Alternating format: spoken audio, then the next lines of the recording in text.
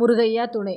முருகருக்கு வந்து நிறைய எக்கச்சக்கமாக பேர் இருக்குது. அதே மாதிரி பெரியவங்க வந்து முருகருக்குன்னு சில பழமொழி வச்சுருக்காங்க. அந்த பழமொழி எனக்கு தெரிஞ்சதை வந்து நான் உங்ககிட்ட ஷேர் பண்ணிக்கிறேன்.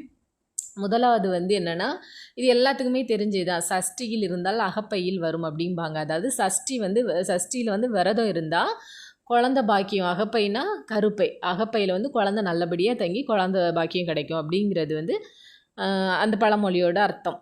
சஷ்டியில் இருந்தால் அகப்பையில் வரும். அடுத்தது வந்து சுக்குக்கு மிஞ்சிய மருந்தும் இல்லை, சுப்பிரமணியனுக்கு மிஞ்சிய தெய்வமும் இல்லை. சுக்கு வந்து அந்த காலத்தில் அவ்வளோ யூஸ் பண்ணுவாங்க. காய்ச்சல், தலைவலி எல்லாருமே சின்ன பிள்ளையிலேருந்து பெரியவங்க வரைக்கும் யூஸ் பண்ணுவாங்க. அதுக்கு மிஞ்சின மருந்தும் கிடையாது, சுப்பிரமணியனுக்கு மிஞ்சிய தெய்வமும் இல்லை அப்படின்னு சொல்லுவாங்க. அப்புறம் வந்து கந்தன் களவுக்கு கணபதி சாட்சியாம் அப்படிங்கிற ஒரு பழமொழி. அதாவது கந்தன் முருகருக்கு வந்து களவுனா காதல். முருகர் வந்து வள்ளி வந்து காதல் பண்ணும்போது அவருக்கு நிறைய ஹெல்ப் பண்ணது வந்து அவங்க கணபதி. அது வந்து அந்த கதை வந்து இன்னொரு வீடியோவில் நான் உங்களுக்கு ஷேர் பண்ணுறேன்.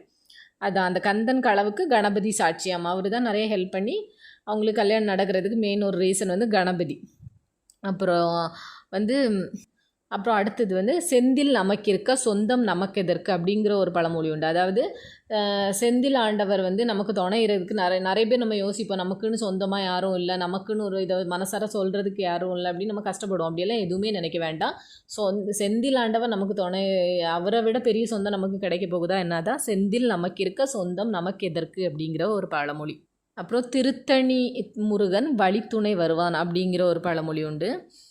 நம்ம எங்கே போனாலும் மனசார முருகரை நினச்சிட்டு போனால் திருத்தணி முருகர் வந்து நமக்கு வழித்துணையாக வருவார் அப்படிங்கிற ஒரு பழமொழி. அப்புறம் வேலிருக்க வினை இல்லை, மயிலிருக்க பயமும் இல்லை அப்படின்னு ஒரு பழமொழி. வேல் இருக்கிற நம்ம எந்த வினையும் வராது, மயில் இருக்க எந்த பயமும் இல்லாமல் இருக்கலாம் அப்படிங்கிற ஒரு பழமொழி. அப்புறம் வந்து கந்த புராணத்தில் அவ்வளோ இருக்குது. அதான் என்ன சொல்லியிருக்காங்க அப்படின்னா, கந்த புராணத்தில் இல்லாதது எந்த புராணத்திலும் இல்லை அப்படின்னு சொல்லிட்டு பெரியவங்க சொல்லியிருக்காங்க. முடிஞ்சால் எல்லாருமே கந்த புராணம் படிங்க, அதில் இல்லாதது எதுவுமே இல்லை அப்படின்னு சொல்லிட்டு பெரியவங்களே சொல்லியிருக்காங்க. கந்த புராணத்தில் இல்லாதது எந்த புராணத்திலும் இல்லை அப்படின்னு சொல்லிட்டு ஒரு பழமொழி இருக்குது. அப்புறம் கடைசியாக கந்தன் பாதம் கனவிலும் காக்கும். அதாவது நம்ம முருகனோட பாதத்தை நம்ம நினச்சிட்டு இருந்தால் கூட நமக்கு கனவு கூட ஒரு கெட்ட கனவு வராது. கந்தன் பாதம் கனவிலும் காக்கும் அப்படின்னு சொல்லியிருக்காங்க. நன்றி.